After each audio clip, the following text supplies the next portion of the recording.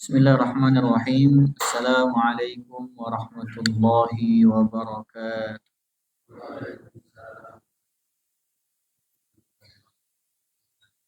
Alhamdulillahi wa kafa wassalatu wassalamu ala rasulihil mujtaba wa ala alihi ahli sidqi wal wafa.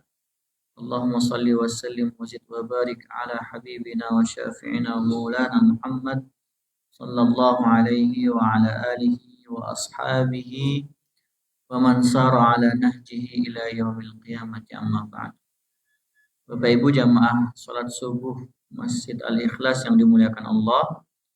Pertama-tama marilah kita panjatkan puji syukur kita kehadirat Allah Subhanahu wa taala yang sudah memberikan kepada kita banyak sekali kenikmatan ya, yang kita minta maupun yang tidak kita minta, mulai dari nikmat makanan, minuman, nikmat keluarga, nikmat anak-anak, nikmat waktu luang, dan yang paling utama adalah kenikmatan iman dan Islam.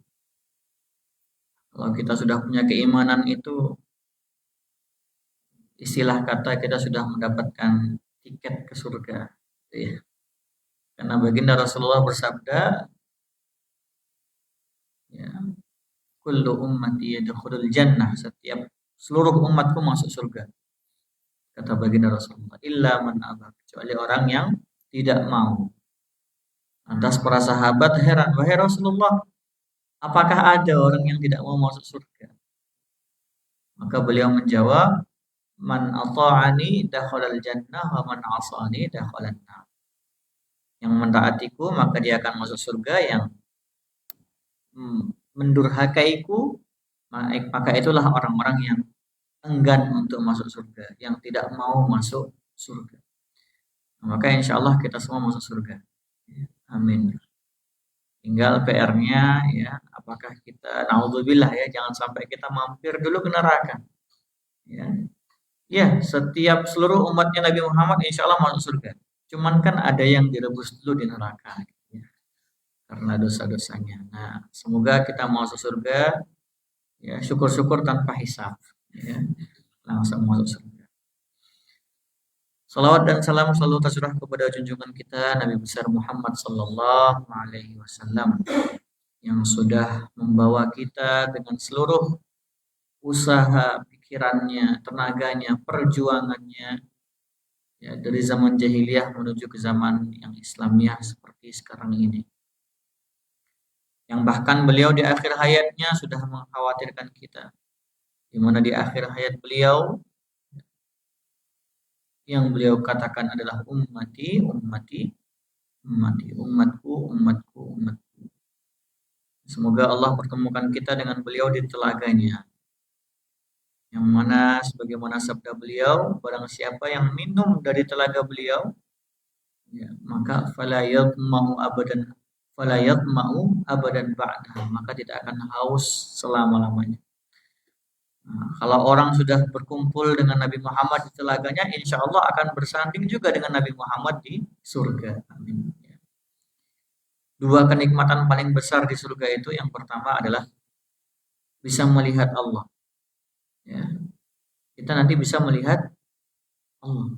Wujudnya Allah seperti apa, yang mana ya sebagai Tuhan, nanti di surga kita bisa melihat. Di surga, bukan di dunia. Itu adalah nikmat paling besar Bapak Ibu sekalian. Ya.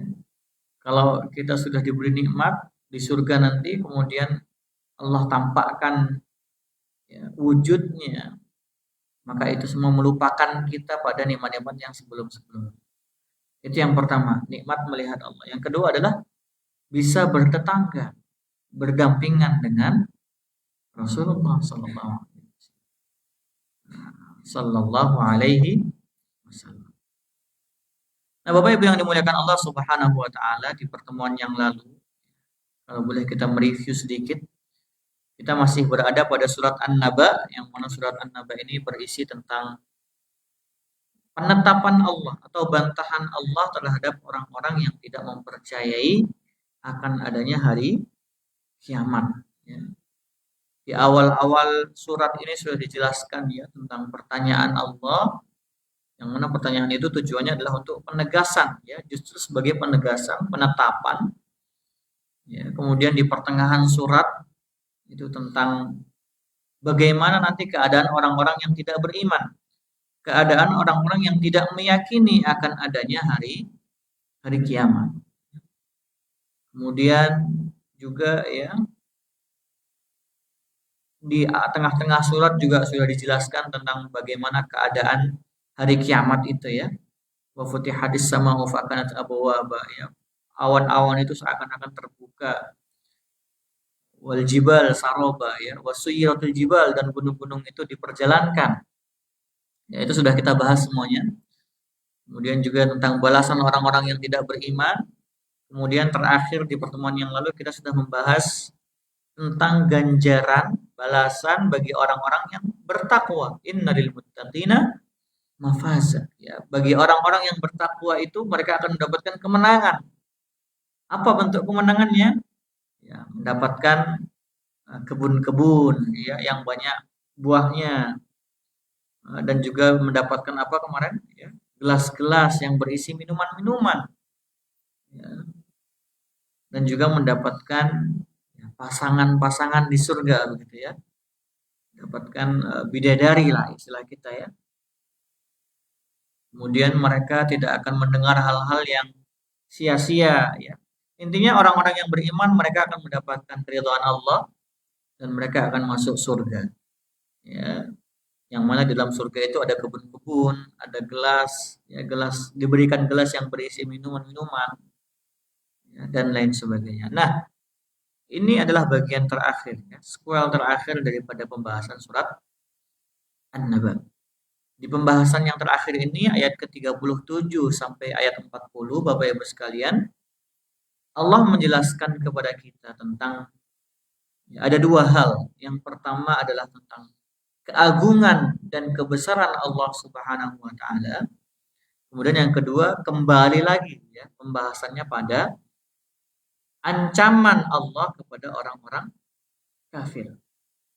Sehingga nanti akan dijelaskan bagaimana penyesalannya orang-orang kafir itu ketika selama di dunia mereka tidak beriman. Di Quran ini Masya Allah yang mana sebagai mukjizat di dalamnya banyak sekali kabar-kabar ya. Kabar yang telah lalu sudah ada ya, kabar saat ini pun ada, kabar yang akan datang pun ada. Makanya 2/3 isi konten Al-Quran itu isinya adalah kisah ya. Kisah Nabi Musa ya, kisah Nabi siapa Hud, kisah Nabi Yusuf, Nabi Ibrahim dan Ismail. Hampir ya 2/3 Al-Quran isinya itu adalah kisah. Ada kisah masa lampau, ada kisah masa kini, ada kisah masa depan. Kisah masa lampaunya itu sudah terbukti, ya, dan sudah dibuktikan oleh para sejarawan. Betul? Ya. Lantas bagaimana mungkin ada orang-orang yang tidak percaya dengan ya, kabar-kabar masa depan yang sudah dibuktikan oleh Al-Quran. Nah, insya Allah dua hal itu akan dibahas di ayat ke-37 sampai ke-40 ayat terakhir. Insya Allah di pertemuan yang akan datang mulai surat An-Nazi'at. Baik, sebelum kita bahas bersama-sama, saya akan membacakan dulu ayatnya ya, biar lebih jelas. Ayatnya beserta artinya. A'udzu billahi minasy syaithanir rajim. Bismillahirrahmanirrahim. Rabbis samawati wal ardi wa ma bainahuma ar-rahman la yamlikuna minhu khitaba. Tuhan yang memelihara langit dan bumi dan apa yang ada di antara keduanya. Yang Maha Pengasih, mereka tidak mampu berbicara dengan Dia. Yauma yaqumur ruhu wal malaikatu saffan la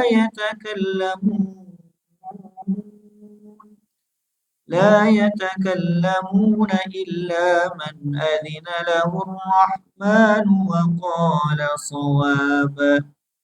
Pada hari ketika roh dan para malaikat berdiri bersaf-saf, mereka tidak berkata-kata kecuali siapa yang telah diberi izin kepadanya oleh Tuhan yang Maha Pengasih dan dia hanya mengatakan yang benar. Dzalikal yaumul haqq. Faman syaa'a ittakhadha ila rabbih ma'aba. Itulah hari yang pasti terjadi. Maka barang siapa menghendaki, niscaya dia menempuh jalan kembali kepada Tuhannya. Inna anzarnakum azaban qariba yawma yanzurul mar'u ma qaddamat yadahu wa yaqulul kafiru ya laitani kuntu turaba. Sesungguhnya kami telah memperingatkan kepadamu, wahai orang kafir, tentang azab yang dekat. Pada hari manusia melihat apa yang telah diperbuat oleh kedua tangannya. Dan orang kafir bertanya, alangkah baiknya seandainya dahulu aku menjadi tanah. Nah, itu tadi ya, ayat ke-37 sampai ayat 40. Baik, Rabbis samawati wal ardi wa ma bainahuma ar-rahmani la yamlikuna minhu khitaba. Ya. Tuhan penguasa langit dan bumi. Jadi kalau di pertemuan yang lalu Bapak Ibu sekalian kita sudah membahas tentang bagaimana balasan orang-orang yang tidak beriman maupun yang beriman. Ya. Maka di ayat ini Allah menjelaskan bahwasanya yang memberikan balasan-balasan itu, wahai manusia sekalian, ya, itu adalah zat, ya, Tuhan yang menguasai langit dan bumi. Bukan hanya langit dan bumi, dan wama bainahuma, dan menguasai di antara keduanya. Ya.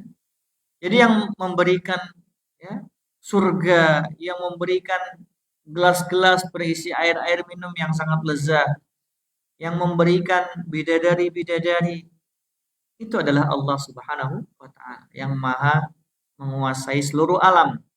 Nah, seluruh alam itu adalah selain Allah itu disebut dengan alam. Selain Tuhan itu disebut dengan alam. Ya. Makanya alhamdulillahi rabbil alamin. Segala puji bagi Tuhan semesta alam. Maksudnya alam itu ya seluruh makhluk, ya, kecuali Allah. Ya, karena Allah Tuhan.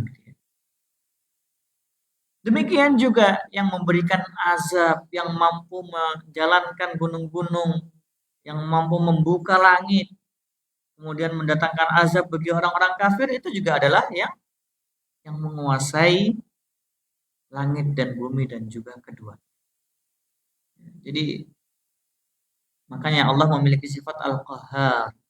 Ya, tapi Allah juga memiliki sifat Ar-Rahman Ar-Rahim. Wa ma bainahuma Ar-Rahman. Ar-Rahman itu menurut sebagian ulama tafsir menjelaskan. Ya.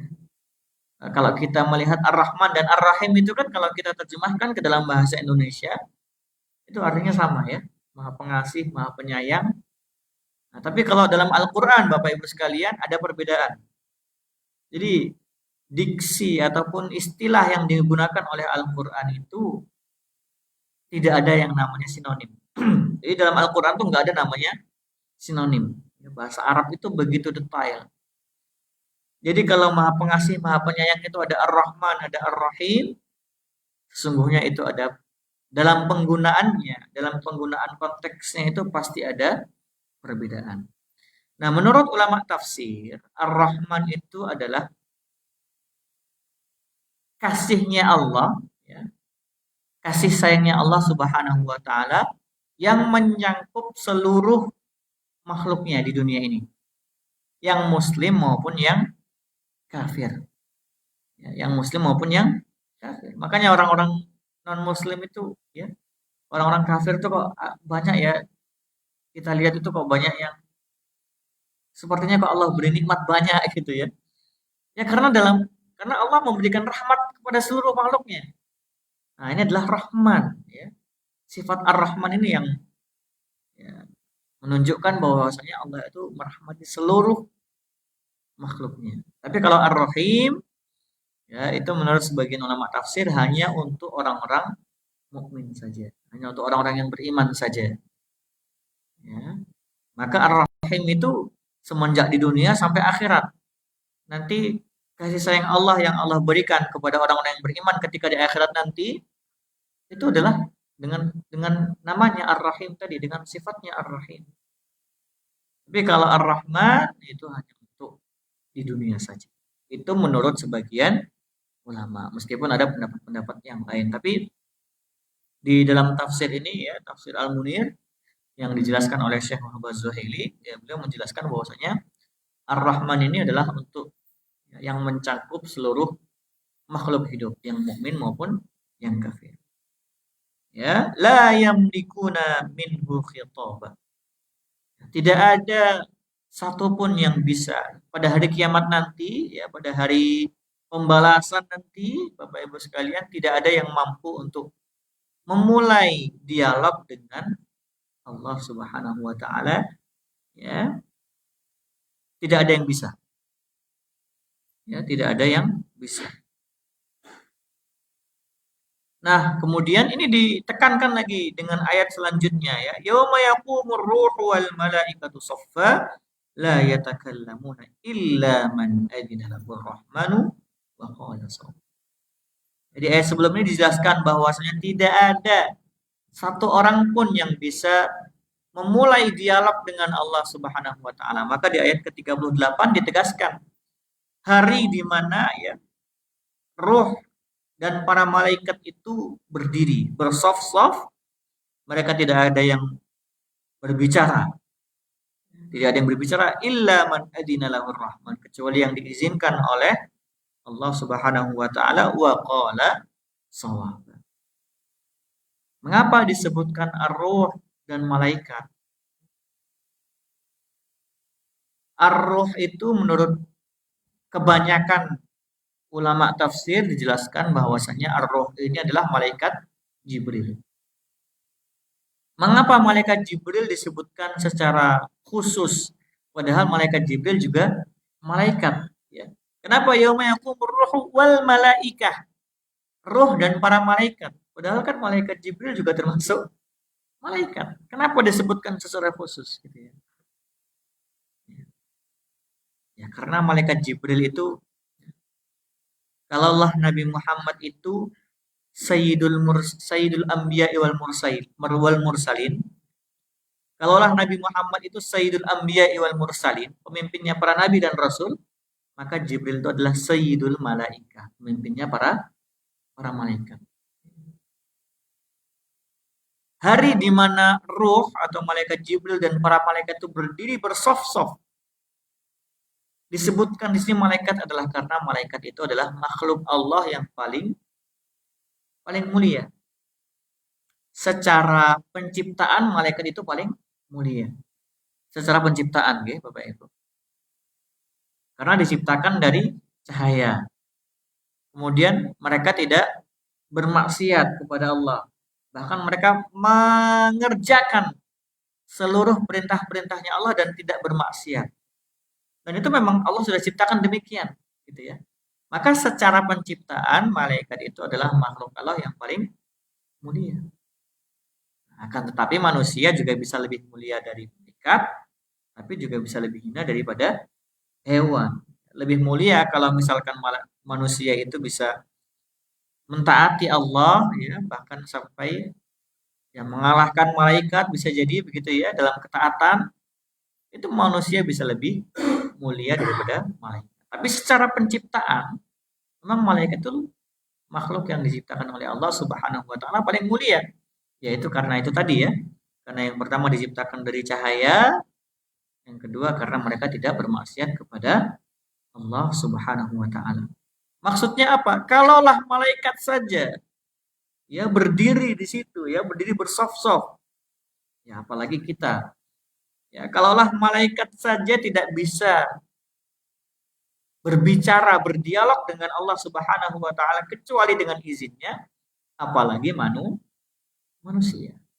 apalagi jin, ya, apalagi karena jin nanti juga dihisab Bapak Ibu sekalian ya. Jin juga termasuk makhluk yang ya, nanti bisa di neraka dan juga bisa di surga. Ya, illa ya la yatakallamuna illa man adzina rahman wa qala shawab. Jadi nanti pada hari ya, hari pembalasan itu atau kita sebut dengan yaumul hasyr ya di mana manusia dan seluruh makhluk itu dikumpulkan dalam tanah lapang yang luas. Kemudian masing-masing dari kita akan menghadap Allah ya. Kemudian akan dipintai pertanggungjawaban atas apa yang sudah kita lakukan selama kita di dunia. Hari itu nanti Bapak Ibu sekalian tidak ada yang bisa untuk memulai berbicara kecuali dengan dua syarat. Yang pertama dengan izin daripada Allah Subhanahu wa taala.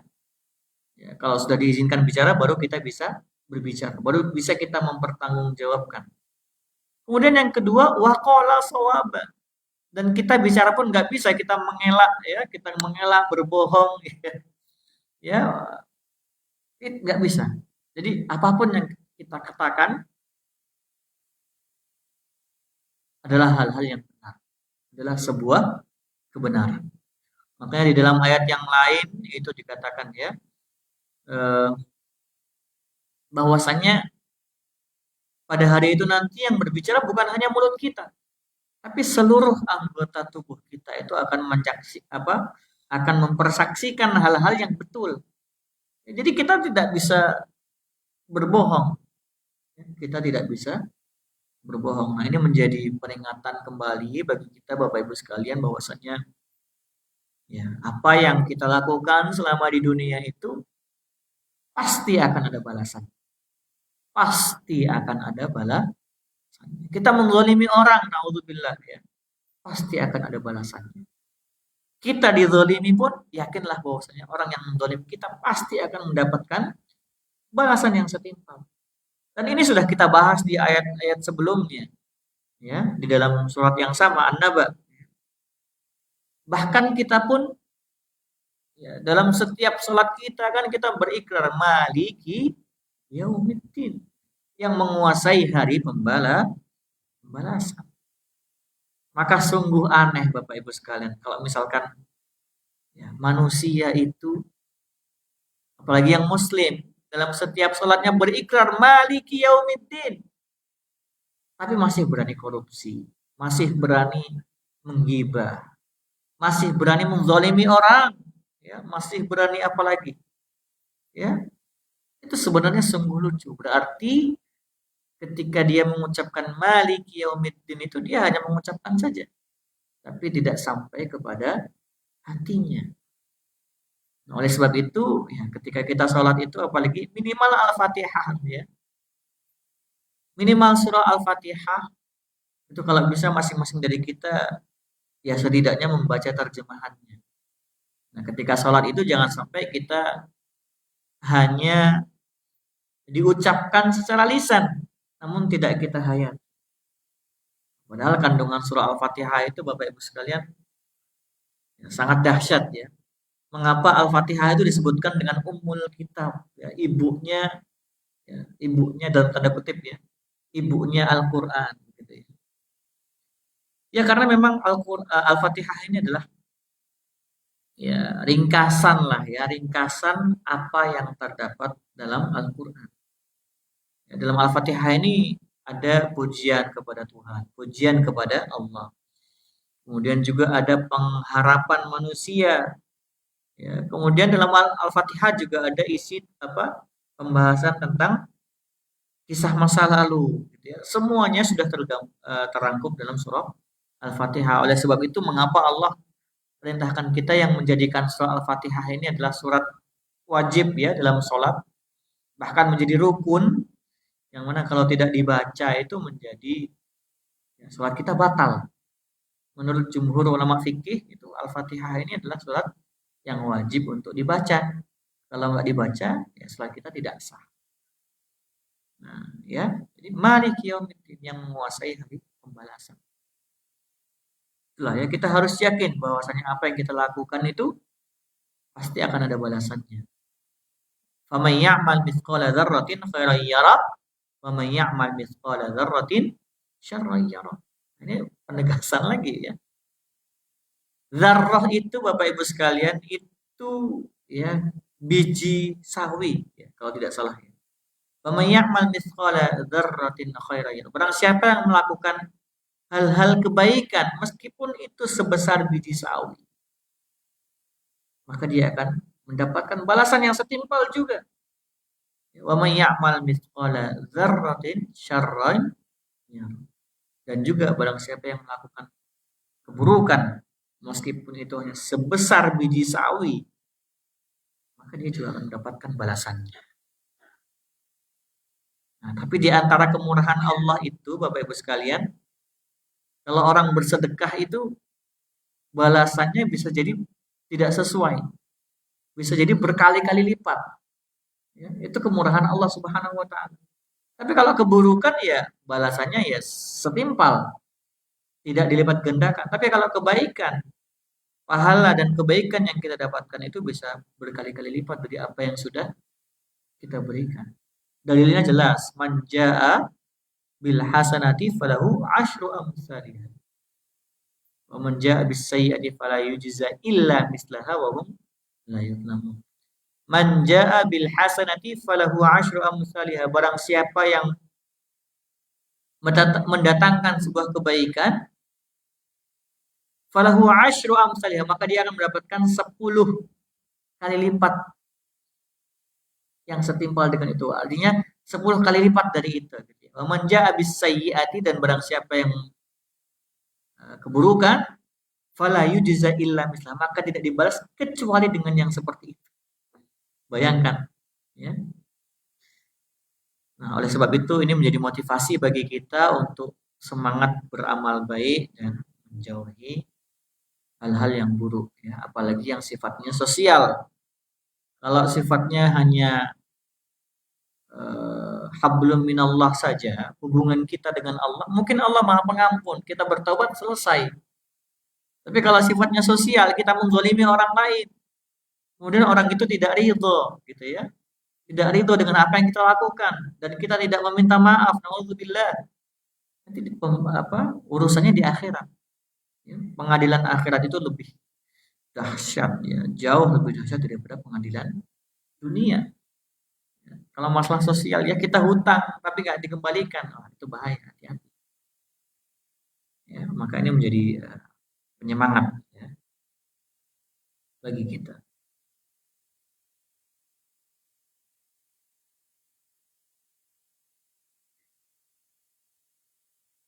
Ya. Kemudian ayat selanjutnya yaitu di ayat ke-39, dzalikal yaumul haq faman syaa'a attakhadha ila rabbih ma'aba. Hari itu, Bapak Ibu sekalian ya, hari di mana malaikat itu nanti akan berdiri di bersaf-saf itu hak, pasti terjadi.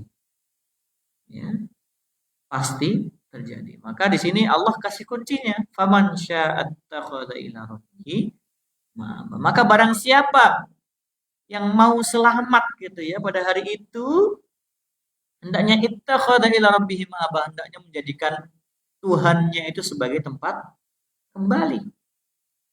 Kalau kita mau selamat ya di hari kiamat dan di hari pembalasan nanti, hendaknya kita menjadikan Allah itu tempat kembali, ya. Menjadikan Allah tempat kembali itu bukan hanya ketika kita butuh saja Bapak Ibu ya. Ketika kita sedang butuh rezeki baru kita kembali kepada Allah. Ketika Allah beri kita nikmat kemudian kita lupa, bukan seperti itu. Ya. Tapi kembali kepada Allah itu adalah menjadikan seluruh apa yang kita lakukan, memasrahkan apa yang ada di hati kita, yang ada dalam diri kita itu kepada Allah Subhanahu wa taala. Hati kita itu milik Allah, harta kita itu milik Allah. Ya mestinya kita mentaati perintahnya gitu ya. Ya. Maksudnya kembali kepada Allah itu ya, kalau bahasanya kita sederhanakan adalah ya dengan mentaati perintahnya dan menjauhi larangannya. Ya. Katanya cinta. Ya. Asas kita beribadah kepada Allah itu kan karena tiga. Yang pertama kita cinta kepada Allah. Yang kedua karena kita takut kepada Allah. Dalam artian kita takut akan azabnya. Dan yang ketiga adalah karena kita butuh ar-raja, pengharapan. Ya. Karena kalau bukan kepada Allah, kepada siapa kita meminta? Gitu ya. Jadi kalau kita mengaku mencintai Allah tapi larangan apa perintahnya tidak dilakukan dan larangannya tidak dijauhi, ya, berarti bukan cinta, ya, berarti bukan cinta. Kemudian katanya kita mengaku takut akan azabnya Allah, tapi masih melakukan larangannya, ya berarti itu nggak takut namanya. Ya. Nah bedanya rasa takut kita kepada Tuhan dengan rasa takut kita kepada makhluk itu, kalau kita semakin takut kepada Tuhan, maka kita akan semakin mendekat gitu ya. Kalau kita takut kepada makhluk ya, kita takut sama ular misalnya, ya kita condong menjauhi. Ya. Jadi seharusnya semakin takut orang kepada Allah, maka semakin dekatlah ia kepadanya. Dzalikal yaumul haq faman syaa'a ittakhadha ila rabbih ma'aba. Ayat terakhir, inna anzarnakum 'adzaban qariba yauma yanzurul mar'u ma qaddamat yadahu wa yaqulul kafiru ya laitani kuntu turaba. Sesungguhnya kami sudah memperingatkan kalian wahai orang-orang kafir Mekah dan yang semisal dengan kalian ya. Kami sudah peringatkan kalian dengan azab yang dekat ya. Maka pada hari itu ya, pada hari pembalasan nanti yang durul mar'u ma qaddamat yada. Mereka orang-orang akan melihat apa yang sudah mereka lakukan di waktu yang lalu ya, apa yang sudah diperbuat oleh tangannya di waktu yang lalu. Wa yaqulul kafiru ya laitani kuntu turaba. Dan orang-orang kafir itu berkata, seandainya aku menjadi tanah. Ya. Di sini Allah sebutkan adaban qariba, azab yang dekat. Karena suatu hal yang pasti itu menjadi dekat Bapak Ibu sekalian. Kalau ada narapidana dengan hukuman mati ditetapkan, kamu nanti eksekusinya pada tanggal sekian. Meskipun itu masih setahun lagi, itu akan terasa dekat. Betul ya? Karena ya hari-harinya akan dia lalui dengan kesedihan, dengan rasa takut gitu ya. Karena dia akan dihukum mati, dieksekusi mati. Nah, demikian juga dengan Allah. Ya, Allah sudah memperingatkan orang-orang kafir. Ini kan konteksnya kalau dalam surat An-Naba ini kan ketika orang-orang kafir itu tidak mempercayai adanya hari kiamat dan hari pembalasan. Nah, maka di sini Allah sudah peringatkan, inna anzarnakum, ya, di hari kiamat nanti Allah berfirman, inna anzarnakum adzaban qariba. Kita sudah memperingatkan kalian wahai orang-orang kafir ya tentang akan adanya hari pembalasan. Ya, tapi kalian tetap tidak mempercayai itu ya. Yauma yanzurul mar'u ma qaddamat yadahu wa yaqulul kafiru ya laitani kuntu turaba. Pada hari itu orang-orang akan melihat orang-orang akan melihat hasil dari apa yang sudah mereka perbuat di masa lampau ketika di dunia. Ya. Dan orang-orang kafir akan bertanya, aduhai andaikan aku menjadi tanah. Jadi ini bentuk ekspresi penyesalan orang-orang kafir itu Bapak Ibu sekalian ya. Saking mereka menyesalnya itu sampai bilang andaikan aku menjadi tanah. Itu adalah ungkapan yang paling menunjukkan rasa penyesalan yang paling yang paling dalam begitu ya. Ya karena ya kalau dari jadi tanah ya sudah, jadi debu ya sudah selesai gitu. Ya. Karena dia menjadi manusia ada hisab, ada jaza, ada pembalasan. Ya. Jadi ini sebagai pelajaran bagi kita bahwasanya Allah sudah ya kalau istilah anak zaman sekarang itu sudah menspil gitu ya, sudah membocorkan tentang kabar bagaimana keadaan orang-orang yang tidak beriman nanti itu bagaimana gitu ya. Dan kalaulah ya kabar-kabar yang telah lalu itu sudah dibuktikan ya bahwasanya Al-Qur'an itu betul, ya mestinya apa-apa yang sudah Al-Qur'an kabarkan terkait perihal masa depan itu juga mestinya sudah diyakini. Ya apalagi kita sebagai orang-orang yang beriman, yang muslim, hendaknya kita meyakini betul bahwasannya yaitu hal-hal yang dikatakan dalam Al-Quran itu pasti benar, pasti terjadi. Dan kemudian itu menjadi motivasi bagi kita untuk senantiasa memperbanyak amal soleh dan menjauhi larangan, ya, berusaha semaksimal mungkin untuk tidak bermaksiat kepada Allah Subhanahu wa taala. Mudah-mudahan bisa bermanfaat. Insya Allah di pertemuan yang akan datang kita akan membahas surah An-Nazi'at. Ya. Surah An-Nazi'at ini masih surat Makkiyah juga sebenarnya. Ya. Kaitannya nanti juga masih ada, ya, kaitannya dengan berbicara tentang hari kiamat juga. Ya. Mudah-mudahan bisa menjadi penyemangat kita untuk semakin menguatkan keimanan. Kurang lebihnya mohon maaf. Billahi taufik wal hidayah. Wassalamualaikum warahmatullahi wabarakatuh.